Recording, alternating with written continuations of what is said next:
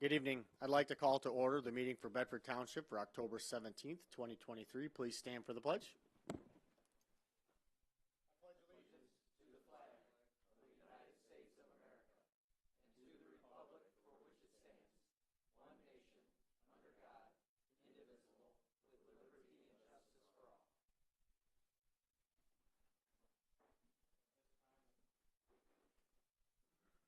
At this time, if Pastor Nate Ellerton could open us up in prayer from Compelled Church, we appreciate it.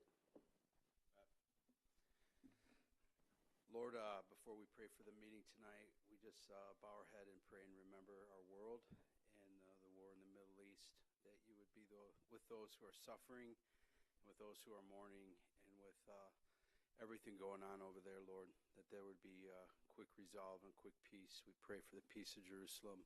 And we pray for tonight and thank you for these leaders. And ask, Lord God, that you would give them wisdom and patience and insight and understanding as they lead our township. And we ask continued blessing upon our township, upon our schools, upon all the things that are going on in our churches, that you would keep us safe and keep us working together. In Jesus' name, amen. Amen. Thank you. Appreciate it. Thanks. Okay, item 2, approval of the agenda. Motion to approve the agenda is submitted. Support. Okay, motion and support of Mr. Montry. Any discussion? Or Mr. Gore? Any discussion? Okay, could you call the roll, please? Mr. Steiner? Aye. Mr. Gore? Aye. Ms. Janusik? Aye. Mr. Montry? Aye. Mr. Bruning? Aye. Hirschberger votes aye. Mr. Peroni? Aye, the motion passed 7-0. Item 3 is the consent agenda. The Agenda Committee recommends to approve and place on file minutes from the October 3rd, 2023 regular meeting of the Bedford Township Board. B, general savings, pooled funds, and CD reports from the treasurer for September 2023. And C, balance sheet and revenue expense report for the period ending September 30th, 2023. Motion to approve the consent agenda. Support. Okay, motion and support of Ms. Januzak. Any discussion? Okay, seeing none, could you call the roll, please? Mr. Steiner? Aye. Ms. Janusik? Aye. Mr. Bruning? Aye. Mr. Gore? Aye. Mr. Montry? Aye. Hirschberger votes aye. Mr. Peroni? Aye, and the motion passed 7-0. Updates from the Monroe County Sheriff. Chief Under Sheriff Pauly, thank you for being here. Good evening. Thank you for having me again. I do have a presentation. It referenced the motel stats that we had been talking about for several months. I'm going to warn you, it is a little anticlimactic. If I can get it up. There we go. So I'm going to start with the regular stats first, and then we'll go into the Bedford motels.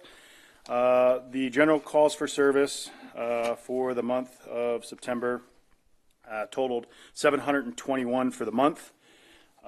We had 22 animal control complaints, which for a while there, our animal control division was kind of in transition, so our road patrol division was handling a majority of these complaints. While we had that transition, we had some employees come and go in that area. And as you know, I don't know if the sheriff talked about it last month, but we no longer control the shelter. We still run animal control operations, but we do not control the shelter. So for what that worth. It shouldn't change much of the operation in terms of housing of the animals, but we don't run it. So we conducted a total of 93 property checks. We handled 55 suspicious situations, 48 trouble with subjects, and we conducted 111 traffic stops. That just kind of highlights the majority of the activity that we had. Again, a total of 721 calls for service for the month of September. Written case reports, we had a total of 141 reports that our deputies had wrote on. The majority of them were non-aggravated assault or simple assault. That's a majority of that is domestic violence, I would argue. So that's 19 of those. We had a total of 21 arrests for the month. 4 of them were for assaults. I would imagine they were probably domestics, but I don't have that number in front of me. And our out of the contract, I'm happy to report we only had 4 hours of out-of-contract time. And I looked at all of them, and I don't have an issue with any of our deputies going outside the boundaries of Bedford to handle those calls for service. So they were kind of emergency type situations just outside the border. So I don't have any questions on that. Does anybody have any questions on that? Okay. Quickly into the Secor Stearns with the speed monitors, if you will. Again, very happy. Northbound Secor Road, 94% of all vehicles traveling are under 45. Southbound Secor into the intersection, 93% are 45 and under. And westbound Stearns into the intersection, 95% are 45 and under. So very happy about those numbers. I think we all can attest that that's safe driving. So now on to the big reveal. So the question was posed, and I'm not even sure when this was, several months ago, over a year, I think. We kind of commissioned one of our detectives to compile all the stats, and I can tell you it was painstaking for him. He doesn't even know how many hours he spent on it, but it was a lot. And what he did is he went through all the reports from both our old report writing system as well as our new one, so there was a little bit of problem there. But he was able to generate a ginormous PowerPoint, which I obviously cut down to about 11 slides. And a lot of the data I am not able to share with you publicly because it's not redacted. So this is really going to be short. I just kind of highlighted the number of calls for service that we handled, at these motels. So let's get started. All right, so here's a map of the area. I don't know if you can see. I don't have the clicker.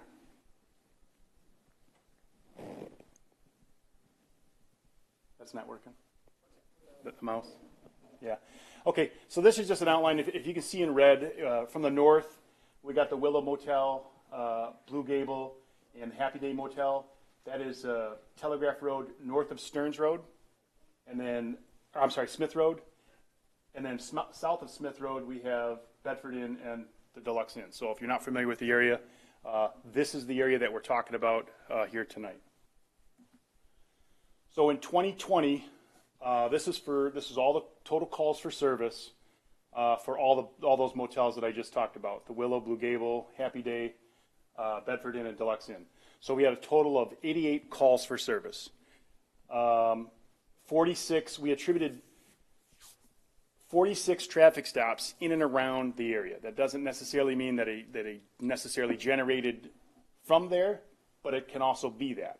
So it could be a traffic stop where they pulled over, right near the location, or maybe it is that they actually pulled inside the motel, or maybe they were leaving the motel.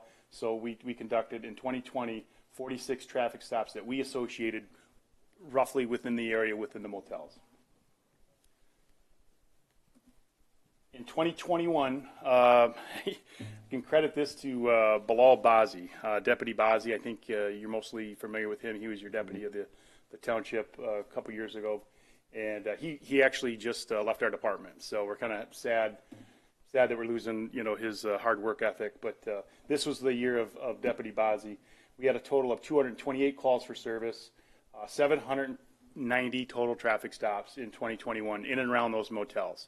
That's an astounding number, and I can tell you a great majority of that was as a result of Deputy Bazi that year. And I'm going to go into the types of calls for service here in a minute once I get through the years. 2022 had a total of 215 calls for service, 117 traffic stops, and this is where it's kind of anticlimactic. In 2023. We have a total of 71 calls for service. Now, the calls for service that I talked about in each of the years, that does not include the traffic stop, obviously. So we went from, in 2021, we had 228 calls for service. That's total calls for service. 2022, we had 215 calls for service, and we went down to 71.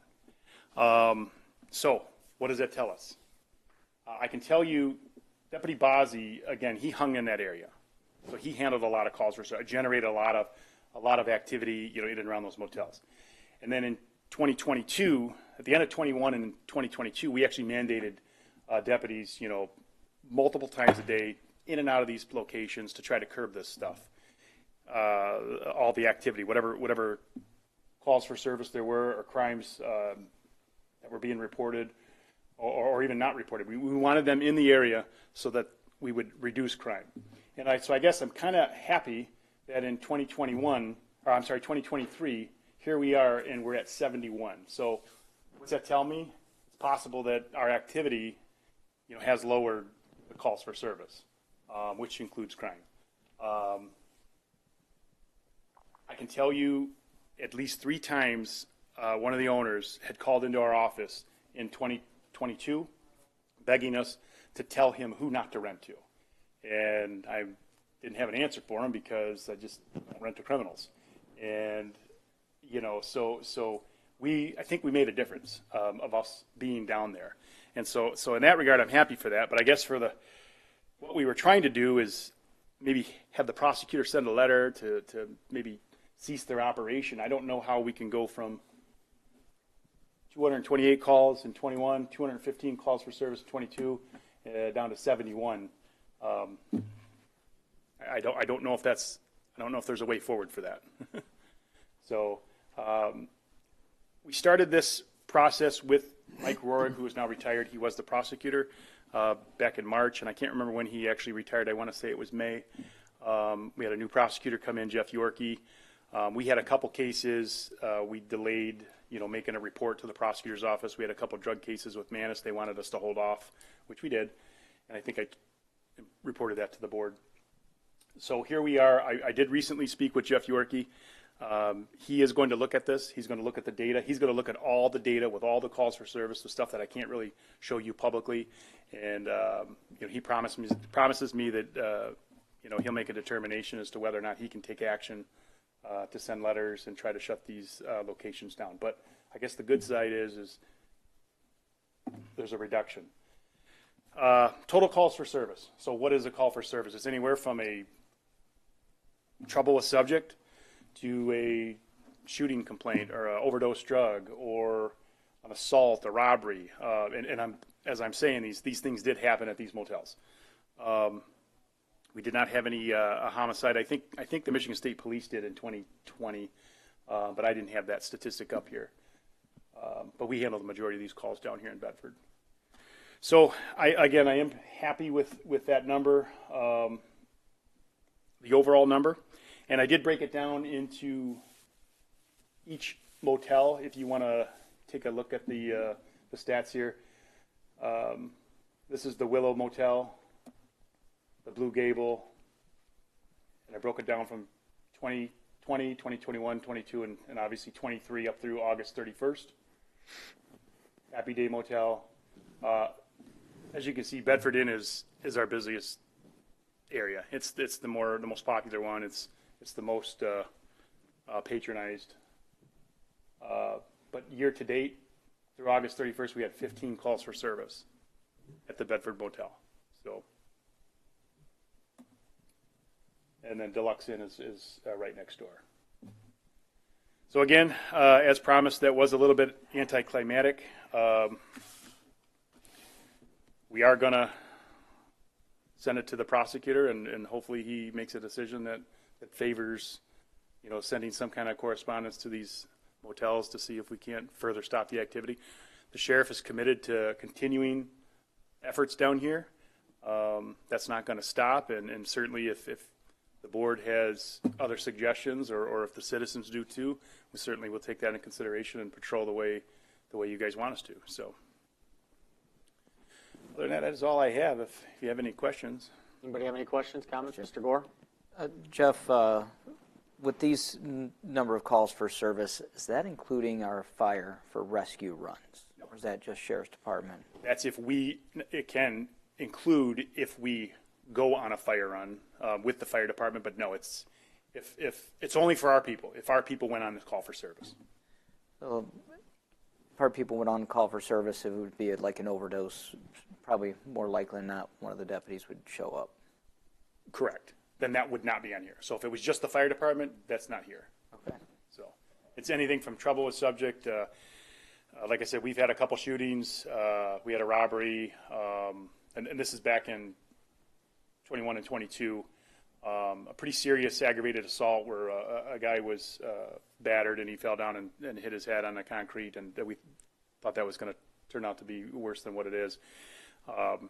Drug activity, drug sales, human trafficking. Multiple overdose deaths. We've had multiple overdoses, overdose deaths. That is certainly, that's what's going on down there. I mean, that has not changed since you and I started, Right. 28 years ago. Joe, is what you're saying is that something he could add to the prosecution? I don't know if that is added in, if we got to get it from the the stats from Central Dispatch or from the fire department. With the case? I could tell you, if it's a drug overdose, we were going on it. Yeah. I would, maybe the chief could probably verify that. If it's a drug overdose and they know that it's a drug overdose, typically the fire department's going to call us.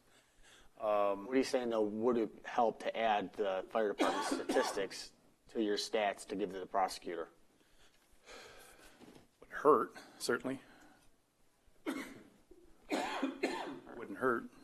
I guess it all depended what it was. What it was. If it was a lift assist versus an overdose. Right. And that's why, and like I said, the detective is Detective Modelinsky. I wish I could have brought him here because, like I said, he really spent a lot of time on this, more than I thought that it was going to take. And I guess I was a little naive. But he really broke down, the nature. Kind of even did a little bit of a summary for me and actually included the report with all the information. That's why we can't really show it, or I can't really release that, publicly. But and these stats are not including what the state police had ran on, because sometimes they jump calls and get there before us, and we wouldn't have those statistics. That's correct. This is strictly the sheriff's office, but I can tell you one of the things I wanted him to do was. I wish that maybe I should have did a slide of their activity, but I can tell you it's not anywhere near what we did. And that's not a knock on them. It's just we're patrolling the area, or we're assigned to the area mostly.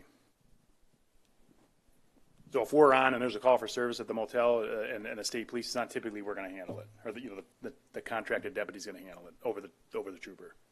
But I do know that they did have a murder. I think in either 20 or 21. I think it was during our shift change or something like that. So. Thank you for being here. We appreciate it. All right. Thank you. Keep up the good work. All right. Okay. Item B is DDA, Public Information Presentation. Joyce? If the DDA board members would like to step up too and introduce yourself, you'd be more than welcome to.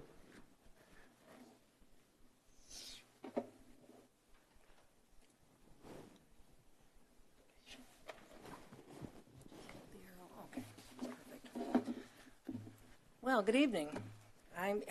As you all probably know, I'm Joyce Blanton, representing the DDA, the Downtown Development Authority. You've all probably heard our presentation before, but we are required to do this as we operate under state law, and we do take advantage of, as a DDA, tax increment financing, so we are required to report to the public and to the board every year. So here I am again, and if you've heard this before, well, bear with me. Maybe I'll say something different and you'll learn something new this time. Anyway, the DDA was formed back in 1996 because in the early 90s, I don't know how many of you were around at the time, but the Secor-Stearns intersection was the most dangerous in Monroe County at the time. And it was because of increased traffic to the township, because of various changes in tax structure and sale of farms and development of subdivisions and so forth. So we had a lot of traffic coming through that area. And we were very fortunate in that Bill Decker, the builder, had heard about DDAs in the course of his other work with some other townships and found out about this because we had been struggling with how to raise the funds to improve that intersection. So Bill brought that information to Pearl Albert Green, who then looked into it and asked a number of us to volunteer for the inception of that committee, and so we did form. And the intent was to widen the intersection and also improve the infrastructure, a lot of which needed improvement, and obviously to reduce or improve travel and reduce accidents. We completed the project in the 2000, and we did have to raise, because we had no funds at that point. Right now we do have, and I'll explain about tax increment financing in a minute, but we at the time didn't have any money, so we had to raise bonds to complete that project, but they were retired in 2012. And we did come to the board to reapprove our standing as a DDA in Bedford Township in 2010. And we continue to work on connectivity, economic growth, and beautification in the area. Okay. What did I do wrong? Oh, it is up there. No, I thought I just did that. Okay, did I? Oh, here we go. All right, just as a refresher, the authority to form a DDA comes under state law, Public Act 57 of 2018. And the primary purpose of this area is within an area that is designated as a quote-unquote downtown area. It's to promote economic growth. It also allows, as I indicated, for the capture of incremental growth of local property taxes, and this to fund public improvements within the boundaries. And we do have to only spend the money within our boundaries, which you can see here. These taxes, we don't assess taxes. We're just able to capture taxes that would otherwise go to other entities, such as the library, community college, or most significantly to the county. So we're able to keep that money here to develop this area. Our board consists of a DDA resident, in other words, somebody residing within our boundaries. And we do have Quail Hollow, which is part within our boundaries, although it is not businesses, but it is within our boundaries.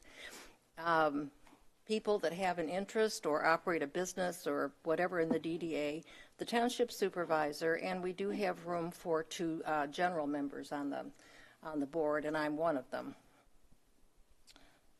Okay. I seem to be going. I'm seeing something different. Okay, what can the DDA do? Well, we can do all sorts of stuff.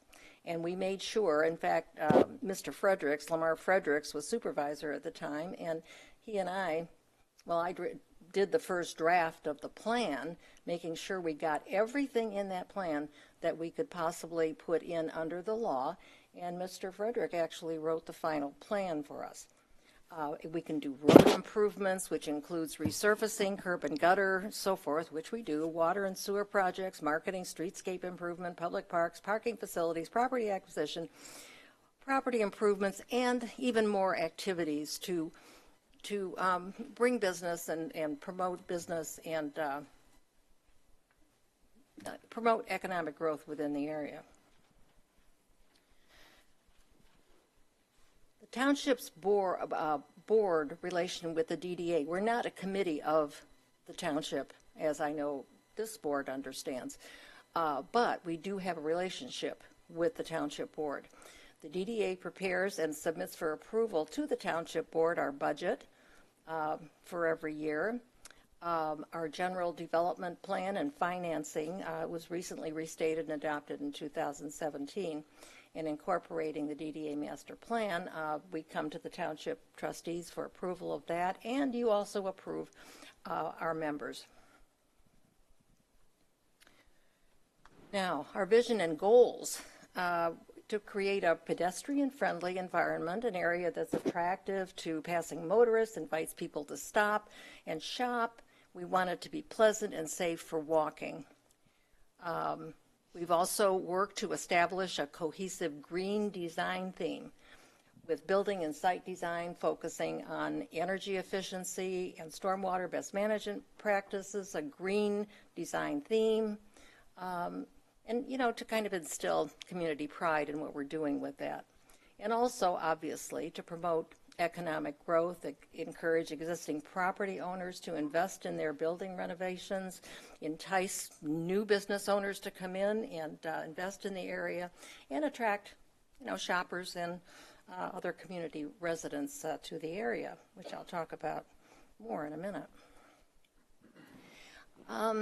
Just to run through very quickly some of our accomplishments. Well, we did do the improvements to the road and intersection and infrastructure and everything.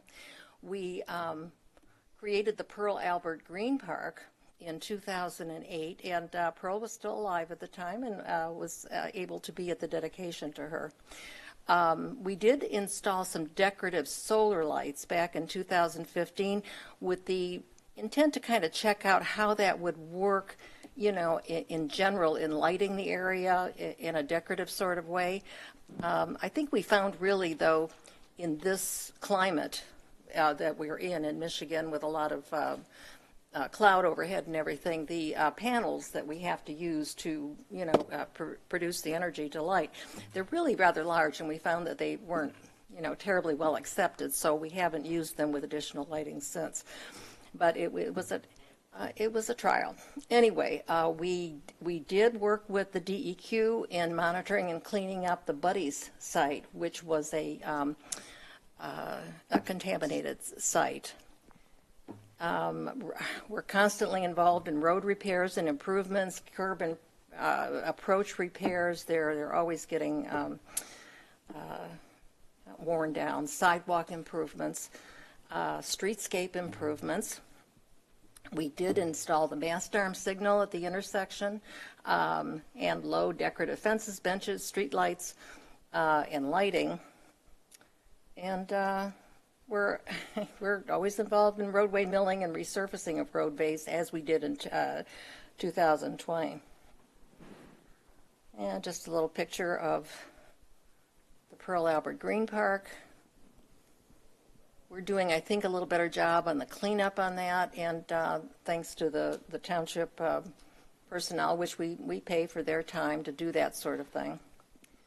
The decorative solar lights, again, not quite what we're hoping for, but we keep on top of that, looking to see if there are improvements in the technology. With regard to that Buddy's cleanup, I'm not going to go into it, but this was a difficult thing. The owner at the time was kind of an absent owner. It was discovered that there was, and actually Dr. Paul Taylor discovered this by runoff onto his property on contamination that was obviously coming from Buddy's site. And the owner wasn't terribly interested in doing anything, but it turned out there was a possible confusion about what the issues were, what caused it, and it could have been a roadway spill. In any case, DEQ decided to pay for it. We got them. We pestered the heck out of them until they finally got on it and did it and cleaned it up. So that was that. Yeah, the curb and approach repair. Easements and agreements. In order to put in the sidewalks that we've put in, Tom Helberg, who was an initial member of our board, worked diligently as both an attorney and a developer to get all the easements that we needed to put in the sidewalks that we put in. It was quite an effort. Yeah, there's sidewalks that we have now, and of course we have the improvements. You can see, you know, what it looked at one time before, looking at toward Walgreens, and now with our knee walls and fences and so forth. Let's see. With our sidewalks, which helps to make it a little more walkable and so forth. And our pedestrian pods, which I hope, and again, we're doing a better job of getting them cleaned up and look nice and everything, to add a cohesive look to the whole area. Other activities in 2021 to 2023, we did conduct a successful trunk and treat event at the Kroger's Plaza. We've been installing additional Christmas decorations. I mentioned the continued maintenance of pedestrian pods. We've added speed control devices to let people know how fast they're going. And we get reports on this all the time, and it seems to be very, very effective. The rate of speed has been coming down and well within a much better speed. And hopefully maybe we can take this to Monroe County and get that speed eventually reduced in the area. We resurfaced Quail Hollow Road, and we did a survey of business owners to see what they really wanted to do. So, future projects. Safety cameras to increase safety at critical locations in connection with the County Sheriff's Department. Hopefully those cameras will be in place this week, so we've heard. What they will do is they record license plates. And that's all it is. It's not a speed control, anything like that. It's not invading anybody's privacy, but will capture license plates. And why is that important? Well, people, and we do have crime within the DDA, because of all the businesses there, what it will allow us to do in conjunction, particularly with Toledo, we're using a system that will coordinate with Toledo in identifying license plates that have been identified with a crime, and we can get that identified and tied to a criminal, whatever. So we're very pleased to be working with the Sheriff's Department on that, and we do hope that's going to really increase some safety areas or safety concerns in that area. Our biggest project to date, I think, is installing some additional signals, and they will be at Quail Hollow, both on Secor Road and Stearns Road. And the reason for that is, particularly on Stearns Road, all the accidents, near accidents, and everything that have been reported there. So there is definitely a need for traffic signals there. We are currently working on that.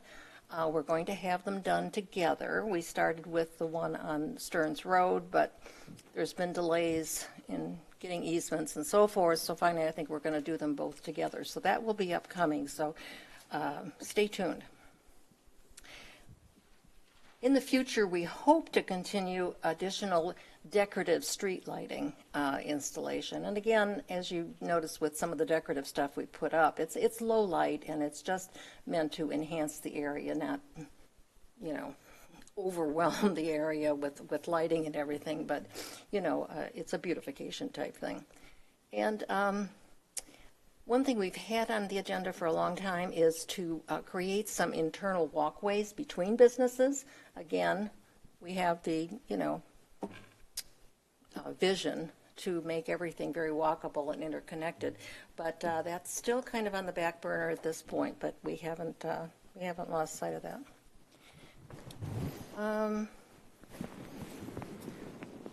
We will be continuing to look at maybe other landscaping and so forth throughout the Green Park, and as well as at the pods and so forth.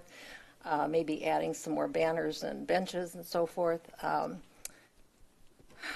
We want to support events at the area and develop a campaign strategy to market vacant properties. Then we will have a Boo Bash again on October 28th from 12 to 3. Hope you all can make it, especially if you have young children. We, I think, have 17, was it? People already signed up with their trunks available to whatever. We're going to have food trucks and all kinds of things for the kids to be doing. It was a wonderful success last time, and we're looking forward to the same this year. And We want to encourage businesses to not only do some things like maybe increase their holiday lighting on their stores and everything so that we're not paying for necessarily additional lighting, but get some of the business owners maybe to buy into this idea. But also we have issues with the back of business with some business owners not necessarily keeping things up like we would like to, so we continue to work on that to see what we can do.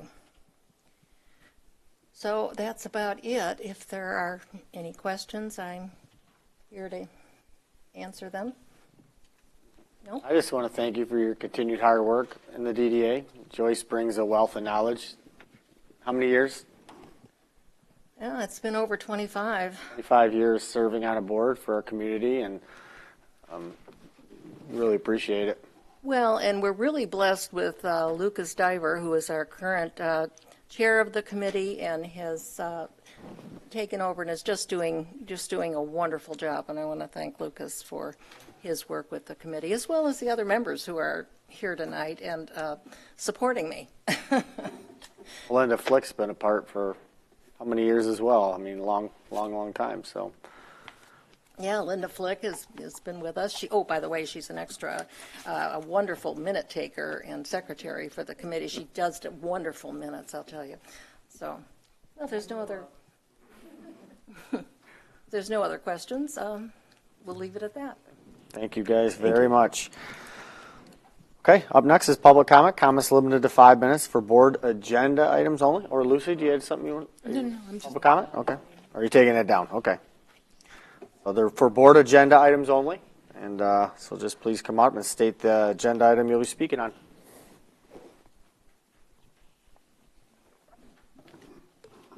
Okay, seeing that. I know Miss Keene's coming. I'm just messing around. Tisk, you poor little boy. Gail Kane, 1056 West Temperance, and this would be on the presentation. I've been attending those EDA meetings, and I have some concerns to bring point to. It's not that they haven't done good in the past, but the committee, not being under full control of the township, I have noted that they lack transparency by refusing to televise their meetings. They don't follow the township's committee assignment rules. They utilize township maintenance, including the hiring of 5 seasonal to keep up with work, especially at the Pearl Albert Park, versus township properties and township parks.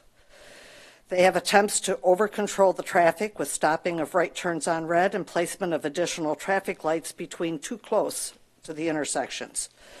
There is no one at the meeting who functions as a treasurer, so they have no idea how much money they have.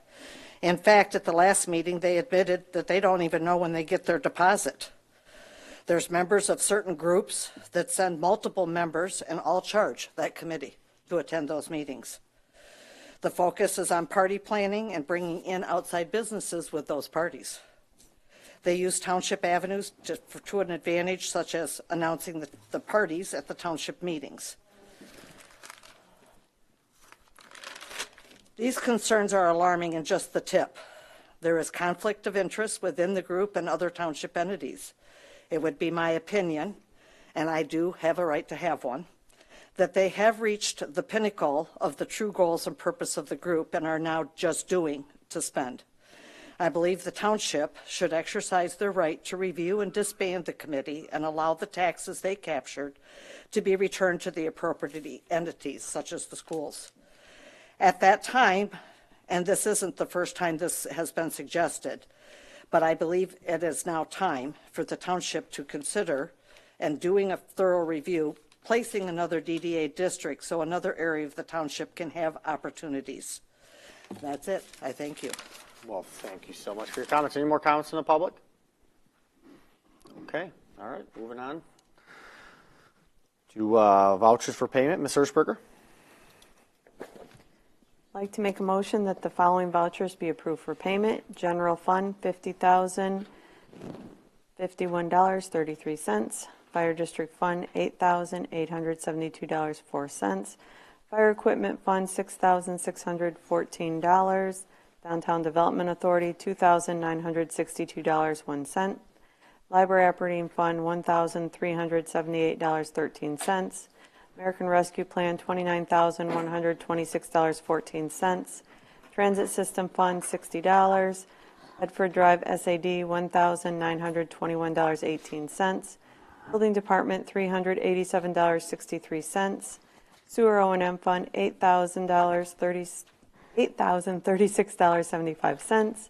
Trust and Agency Fund, $135 for a grand total of $109,544.21. Support.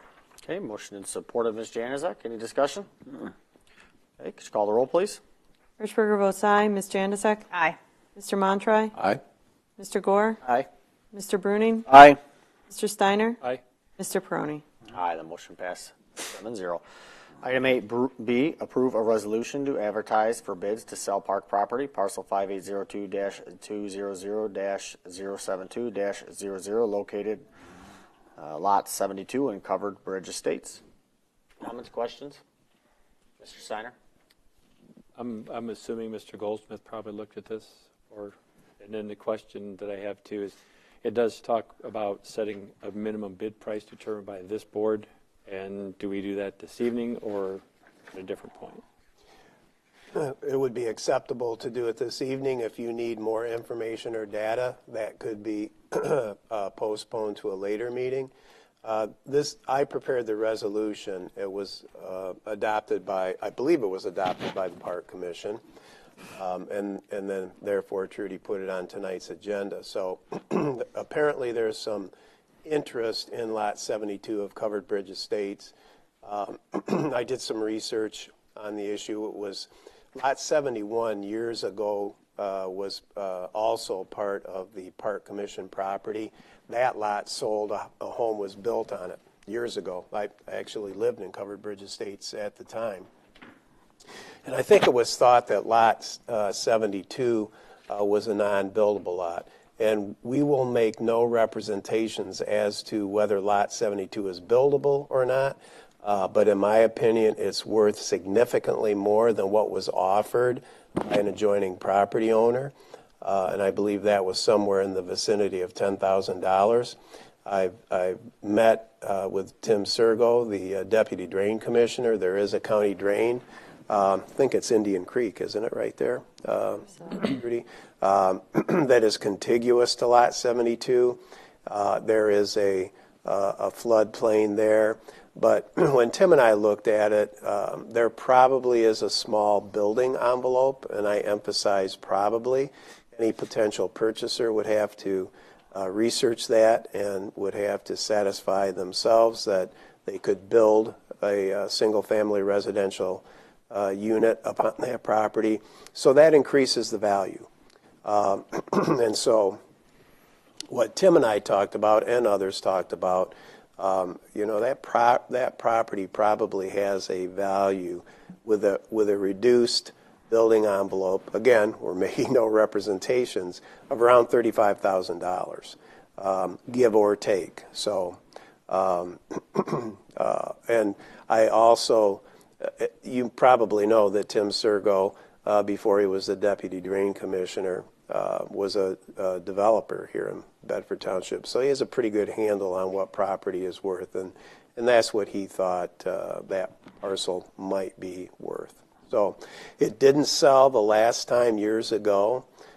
We had other properties that was owned either by the township or the Park Commission, and that was one of the properties that didn't sell. We didn't receive any bids on it at that time, but I think that was back in the 90s. So that's a general recap of it.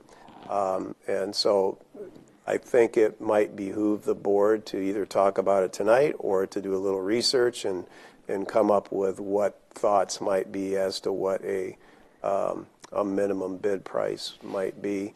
If Trudy, if you want to advertise it in that fashion, I mean, it's up to the board, but there's other ways of advertising. 35 was the number I was looking at too. I think that, putting it up for sale, that part's okay. But again, with us not knowing whether it's buildable or non-buildable, it's very hard for us to set a minimum price. It'd also be hard to say if it's buildable, we're going to put 35 on it. If it's non-buildable, we're going to put 10 on it. That leaves a lot of wide open gray area for bidding. Well, that would require the people bidding to do their homework to find out Correct. if it's a buildable lot. Guarantee the But then- builders have already know if it's buildable. But if somebody was to say, Guarantee it. somebody might come up and say, well, I'll give you $12,000 because it's non-buildable, but then to find out it's buildable, Well, from what we've from what we're looking at, it is buildable. We're not going to make any We're not making the representations. representations, but right. I want it, what it requires to build, it meets a lot of the requirements. I want it to be sold as is, where is, and with all faults. So it's up to a bidder to do their due diligence ahead of time.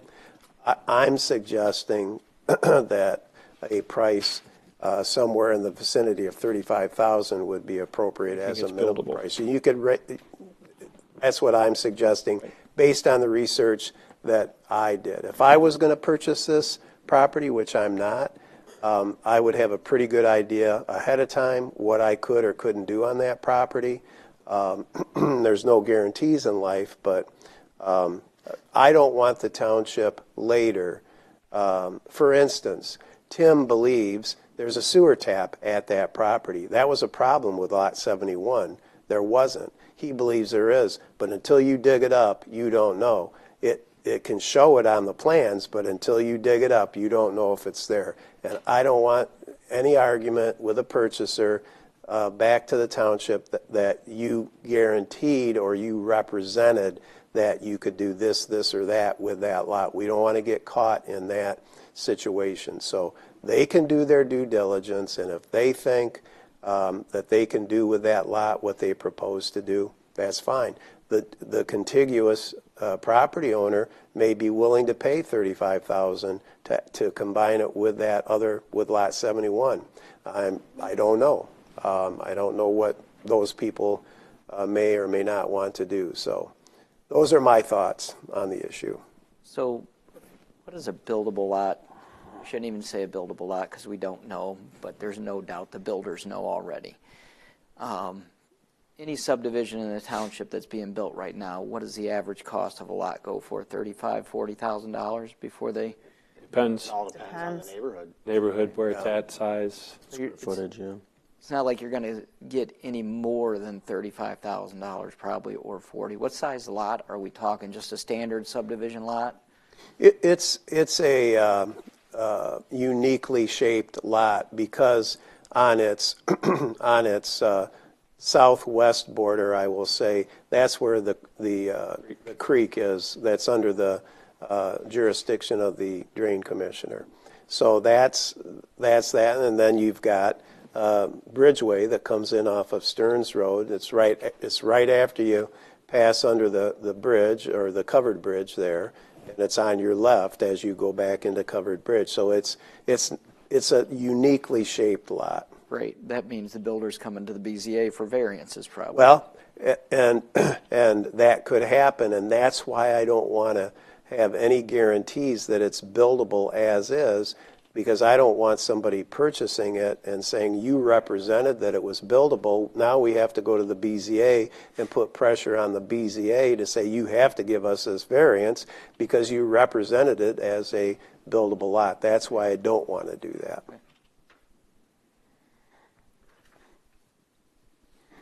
Anybody else have any comments or questions? I have a question. Who's putting together this bid document? Should be the park board. Well, the property is owned by the Park Commission. Many years ago, Tom Graham and I tried to get all of the property, whether park property, titled in the name of the township board, and new property has been titled in the name of the township, not the township board. This particular property is owned by the Bedford Township Park Commission. So the bid document, I don't want to put it on Trudy, and I know what Trudy's not going to take what she's thinking, but I know Trudy knows how to do it properly.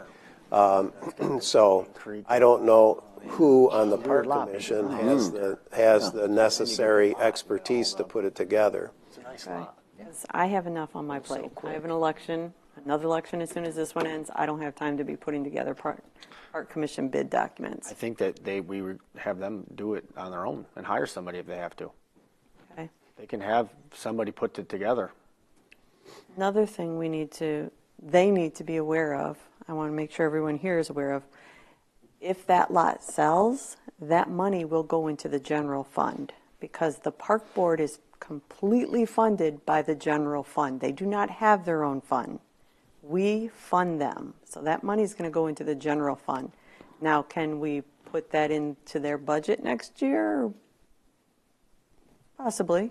But for now, if it sells, it's going to go in the general fund. Just so people know, we're not eliminating a park. It is a vacant piece of property that has been vacant for... Yeah. The one neighbor since takes There's care no of it. park in there. There's no slides or no picnic tables. We there's no cut it and mow it. I mean, He's been cutting it, mowing it too. No, Part of it. We cut our portion. I mean, because I've kind of added up the time and the hours. I mean, it's costing us a lot of money to maintain it. In the 20 years that I lived in Covered Bridge Estates back on Laurelhurst and went by there nearly every day, I never saw anybody using it for park purposes. And the same was true for Lot 71 that previously sold. So, Joe, you're right. It's not like we're taking an existing park with equipment and that's used by the residents and selling it. It's just not used. It's in our inventory. It's not used. And so if the opportunity is there to convert it into cash and put it in the general fund and use it for other purposes, then that opportunity probably should be seized. I have no problem making a motion. I mean, are you looking for a motion, Paul? Yeah. Go ahead. You want to have any discussion on minimum bid? I was going to include that in a motion of $35,000 minimum bid. Do you want to set 35 as the minimum? That's what you think you're going to get? Is that what you think is? That's what I would say. Oh, yeah. I would You're think gonna you'd get be this. in ballpark I've of been on it. It's a 35. nice lot. It'll be sold in a week. The final bid will have to come to us. Even though the park board will approve it, this board will have to approve the final sale of that. Okay. And Phil, do we need to know, do we need to add in there who's going to create the resolution, or like you were discussing, the park board's going to have to hire somebody? Well, I have the sneaking suspicion that they'll ask me to do it, and it will come out of their budget. Just the sneaking suspicion. Why don't we just make that part of the motion that Phil does it? Yeah, just do it. And then save a step. Okay. It'll get done right then. Yeah. So I'll go ahead and make a motion that we list Lot 72 from Covered Bridge Estates for sale with a minimum bid of $35,000, and it is as is, whereas, and with all faults as a condition. We do not guarantee it to be a buildable lot.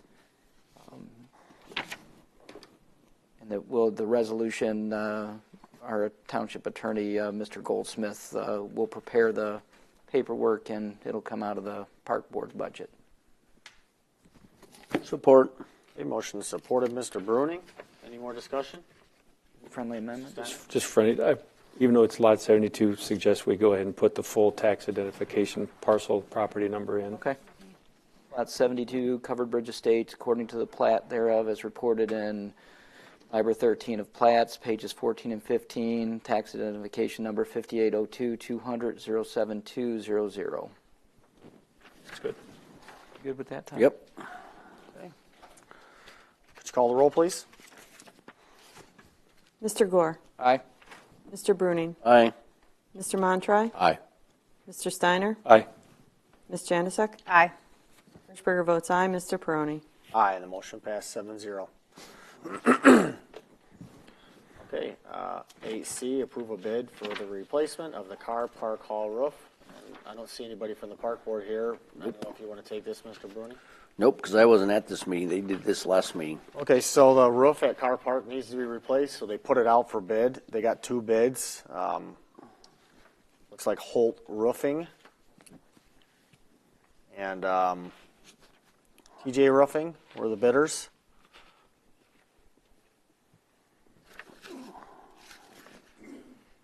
So I think for the tear off for TJ, it was determined if it needs new insulation, that will be where their price difference could be, from what I'm Doesn't look like a understanding. complete tear off. What's that? It doesn't look like a complete tear off from their bid. For TJ, it does say remove existing built-up roofing. The built up part. There's a lot of built up on that. It's not. In my opinion, we should postpone it till one of them are here to explain it, because they were supposed to contact both companies and make sure that the, Yeah, because I had questions. I mean, because TJ is a lot cheaper. right, but if they're adding additional things, like it looks like when you're comparing the two, and Holt comes back with a 20-year warranty, and TJ has 2, there's a lot of differences here. I would like to talk to them. Well, And I'll make a motion, we table it to the next meeting when the park commission is here to explain the bids. Support. Okay, motion and support of Mr. Bruning. Any more discussion? Just real quick, point out too, like you said, TJ had a $4 a square foot for additionals. Holt Roofing's got another additional charge of 15 and a quarter per square foot for labor. So it does definitely need some, Yeah, because those are More for different things, explanation. too. not apples to apples. Okay, could you call the roll, please? Mr. Peroni, Aye. Mr. Bruning, Aye. Mr. Montroy, Aye. Ms. Janusik, Aye. Mr. Gore, Aye. Mr. Steiner, Aye. Hirschberger votes aye. Okay, the motion passed 7-0. Item 8D, approve paramedic reimbursement employment agreement with firefighter Zachary Solarick. Chief, appreciate you being here. Yes, thank you. So good evening. So we have talked for months, probably up to the year, for recruitment, trying to get newer people into the department. We've used that EMT program that we put on to try and attract people. Right now, we did have 3 that we just brought on 2 meetings ago from the EMT program that we're now sending to fire school. The next step on this is to try and get some retention.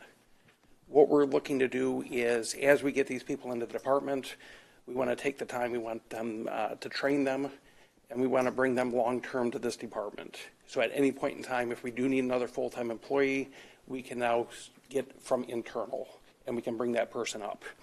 One of the ways to do this, and this is very common at this point, fire departments are doing this, ambulance companies are doing this, the sheriff's office is doing this, is actually sending people to school. So what we are proposing is, with Mr. Solarick, I'd like to discuss him separately if we could. Mr. Solarick has been on the fire department. He's joined as a new firefighter EMT. He has been excelling in the field, and we want to keep him. We want to retain him. So what we're looking at doing is he already enrolled in a paramedic program. He's already in the paramedic program. He self-funded the paramedic program. What we would like to do is enter into an agreement with him. Then if you can see it that was sent out, that if he retains his employment for that 3-year period, so 36 months, we would end up reimbursing him for that paramedic program. For him, it would be $77,250 for that program. And again, that would keep him with our department for that 3-year period and hopefully much afterwards. Not only with the paramedic we're doing, that is the most expensive that we've done so far, but we also are doing that with officer programs. We're trying to train internal and keep our people inside the township. Okay, comments, questions? That also fosters a mentoring program too. If you give him some good retention and reason to stay, and he can be a good mentor to the next guy below him coming up. Yes, correct. Correct. This is standard practice across the board, law enforcement, EMT, fire. I mean, there's a lot of retention bonuses, you know. And you just don't. It's usually 3 years. And you just don't have a lot of people coming into this type of fire department business anymore. It's a totally different ballgame when you're working with part full-time firefighters, part on call, et cetera. I think it's a worthwhile investment in our firefighters. Go ahead and make the motion. For motion. I'll go ahead and make a motion that we approve paramedic reimbursement employment agreement with firefighter Zachary Zolaric in the amount of $7,250 over a 36-month period. Support. Motion and support of Mr. Bruning. Any more discussion? You have to take care of the employees. I mean, especially in environments like this. And, Well, and if you want to keep your own people. you want to keep your own people, you got to do things like this. We'll go to greener Pay them pastures. right. You got to have a good work environment, and people stay. So, would you call the roll, please? Mr. Gore? Aye. Mr. Bruning? Aye. Mr. Montry? Aye. Mr. Steiner? Aye. Ms. Janusik? Aye. Springer votes aye. Mr. Peroni? Aye, the motion passed 7-0. Item 8E, approve paramedic reimbursement employment agreement with firefighter Kyle Godlewski. So firefighter Godlewski took this paramedic training last year. Again, he went into it, he self-funded. He did complete his training, and he's waiting on state testing at this point. He is one that we did bring on full-time. To be a full-time firefighter in Bedford, you either have to have your paramedic or you're in school for paramedic. So he has completed his program. What I would like to do with him, now we did not do this last year, of course. We just budgeted for it starting this year. But what I would like to do is offer the same agreement with him for him to retain employment for 3 years. So again, this one's a little bit different. He did already go through it. But what we're looking right now is to try and keep him in the department. And his program was $6,750. And again, we do have this budgeted for this year. Where does the 3 years come from? Is that just what is the standard? Because 3 years just doesn't seem like long-term retention. 3 years seems like 5 years is still, I wouldn't say long-term retention, but it's retention. Is that just where it was just kind of like that's So what we did is we were discussing it back and forth, and then so we went anywhere from less than that up to 5 years, and what we kind of did is landed in the middle, and the reason for that is that was kind of an industry standard. That is, I believe the sheriff's office is doing, it was either a 2 or 3 year agreement. So that's what we felt that was a good place to land. 3 years gives you enough time for the employee to decide they're either going to stick it out or they're not. Yes. If you do it for 4 years or 5 years, you know, it's not, the money's not going to retain them any longer. They're just a stepping stone for us, in my opinion. You know, if they're looking to go make money somewhere else and use it as a stepping stone, you know. No. But I'll make the motion again. Everybody's ready? Ready. Make the motion to approve of a paramedic reimbursement employment agreement with firefighter Kyle Godlewski in the amount of $6,750 over a 36-month period. Support. motion and support of Mr. Bruning. Any more discussion? Call the roll, please. Mr. Gore? Aye. Mr. Bruning? Aye. Mr. Steiner? Aye. Mr. Montry? Aye. I'm sorry. Aye. Ms. Janusik? Aye. Hirschberger votes aye. Mr. Peroni? Aye, the motion passed 7-0. Thank you, Chief. Thank you. Item 8F, approve MCRC contract for Bedford Drive Special Assessment District. Ms. Hirschberger? So this is the Bedford Drive SAD that we approved. This is the contract to move forward with that. They will be bidding it out this winter, but this will be the contract that we have. The residents will be paying the township portion. Monroe County will cover a small portion of it, as they usually do. So if nobody has questions, I'll make a motion that we approve the contract with Monroe County Road Commission for the Bedford Drive SAD, Wildwood to Lewis, in the total amount of $417,300, with the township's portion being $406,700, Monroe County Road Commission's portion being $10,600. Support. Okay, motion and support of Ms. Januzak. Any more discussion? Okay, could you call the roll, please?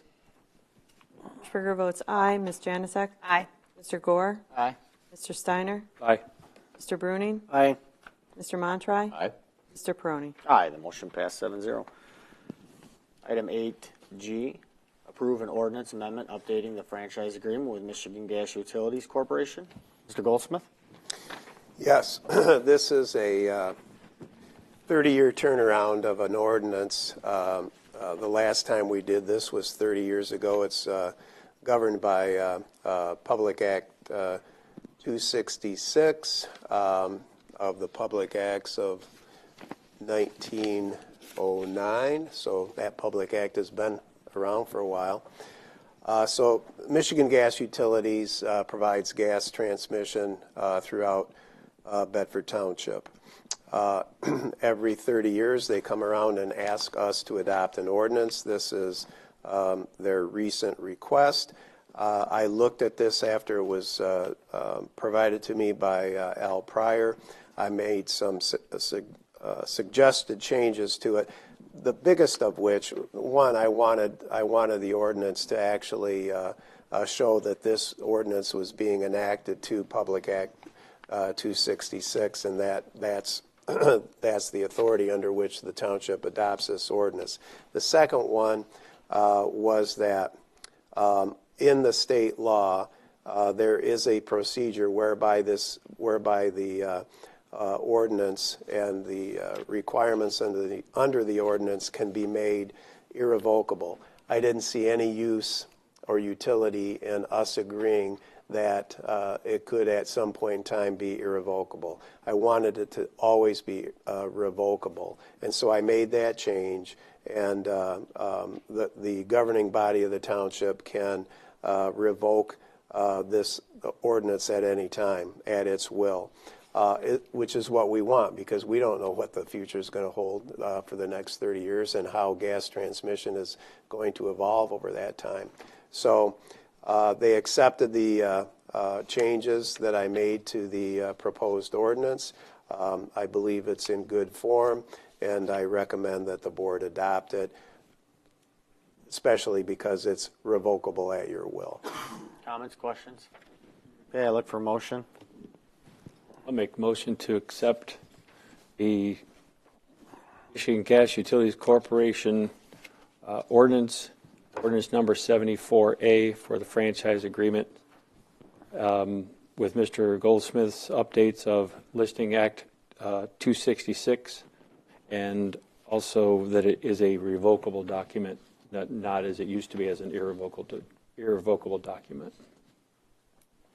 Support. Motion is supported by Mr. Bruning. Any more discussion? Okay, could you call the roll, please? Mr. Steiner? Aye. Mr. Bruning? Aye. Mr. Montroy? Aye. Ms. Janusik? Aye. Mr. Gore? Aye. Hirschberger votes aye. Mr.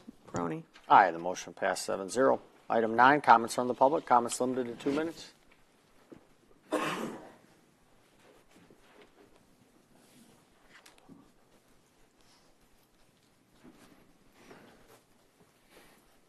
Lamar Frederick, 3254 Deer Creek Drive in Lambertville. I looked at the sheriff's information on those traffic signs, and I find that 200 cars a day are exceeding the speed limits in that intersection.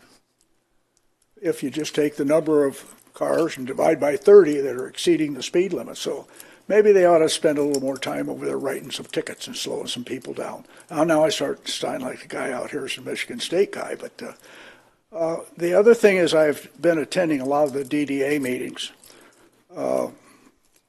And I think sometimes they may be making some decisions based on old data. I look to see the SEMCOG traffic studies. And any of the traffic studies at the Secor Stearns intersection are much more than 10 years old. And so, they're making decisions based on 10-year-old data. And maybe that isn't the thing to do, but that's not my call. Thank you.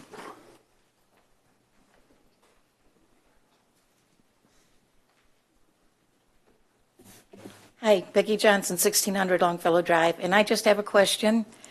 I have been trying for several months to be connected to Frontier Fiber Optic. It's there, it's available, I can't get it, and I was finally told, talk to the township. So here I am. I need to know why I cannot get connected.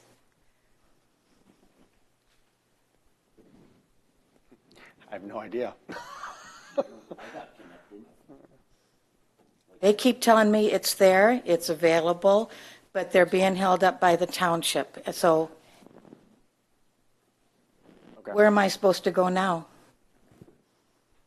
I don't know. We can talk, but I don't have an answer for you right now because I have no idea what you're talking about. But we're not supposed to go back and forth at public comment. Okay, So, Okay. thanks. okay, Ms. Keen, you comment? Nope. Okay, all right. Moving on to comments from board members. Mr. Steiner? Just simple thing tonight.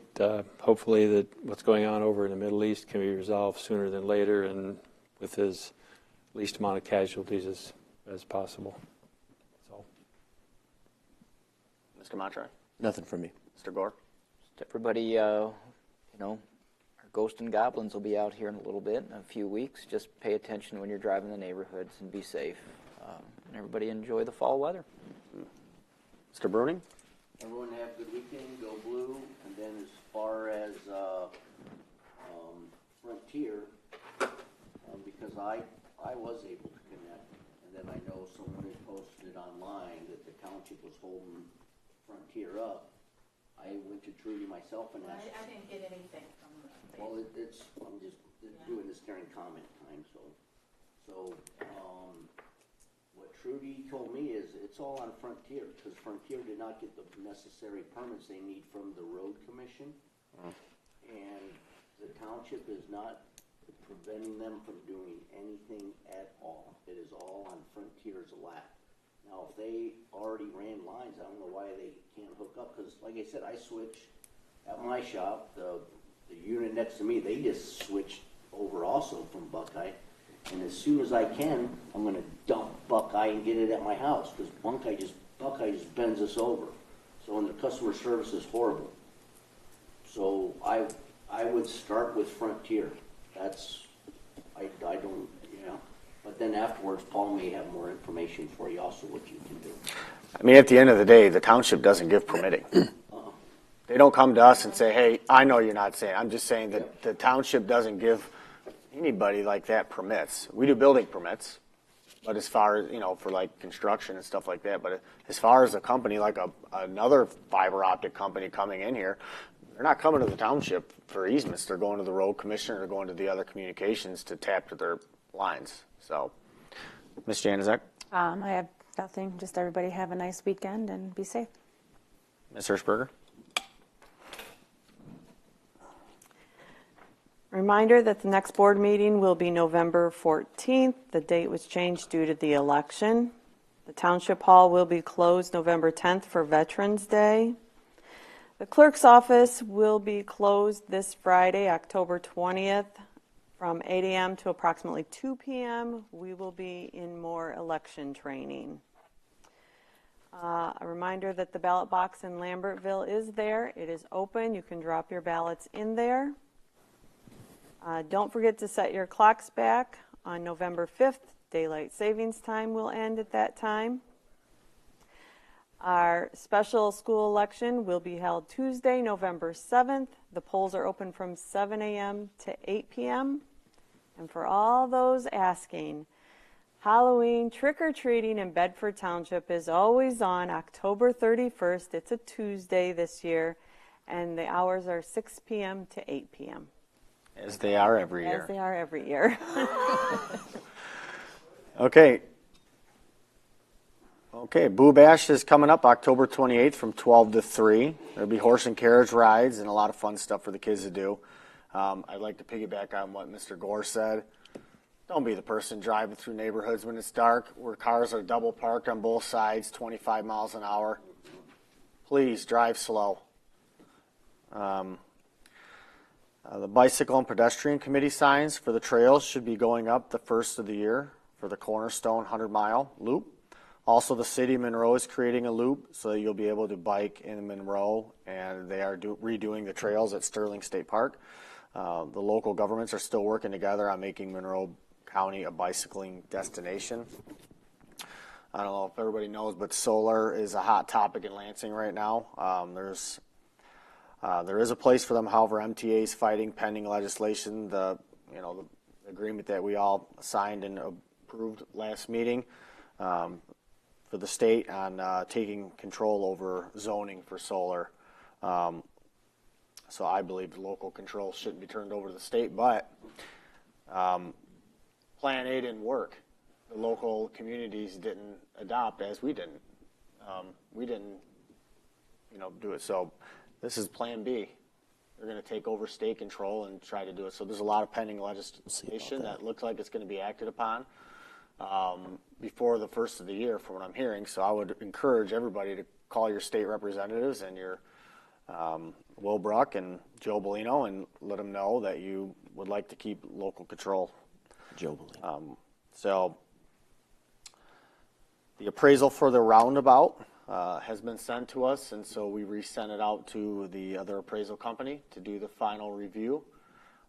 So looking forward to that being completed. The Green Initiatives is still working on sponsoring a tree program. There will be more details to come with that. They're writing a series of articles for the Bedford Press. I just want to personally thank the DDA board. They meet on a regular basis. They typically have a quorum, and it's a lot of the business owners that are busy, that do care about the area. A lot of the comments that are made tonight, I don't know what they're talking about, but things run very well, and we have a great committee of people that work together, and they truly care for the area. There's a lot of tax dollars. We take every single dollar seriously. We try to be frugal and do the best we can do. And if you drive through there, it's a pretty nice area. So I appreciate them.